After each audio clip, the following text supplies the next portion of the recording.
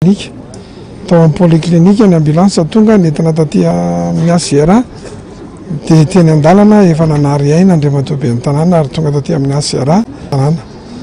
dia izy rahantsika malala zao efa ao amin'ny morgue izy tsy nisy fialanenina akory natao nana vitanay taminy fa dia tena fijeriko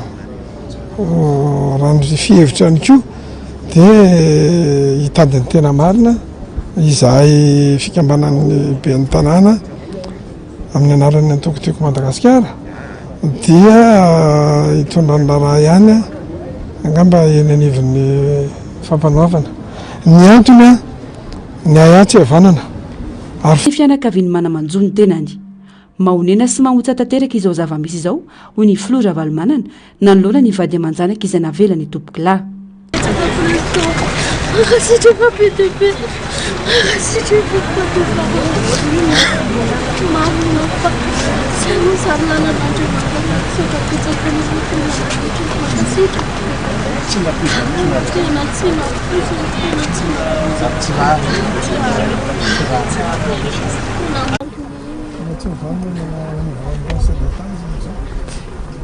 Na dia sana raha niadina trano tena mafy ka politika be namonona olo ohatr' zao zavatra akasiparana mihitsy zavatra olona tsy manino fa dia ataona dia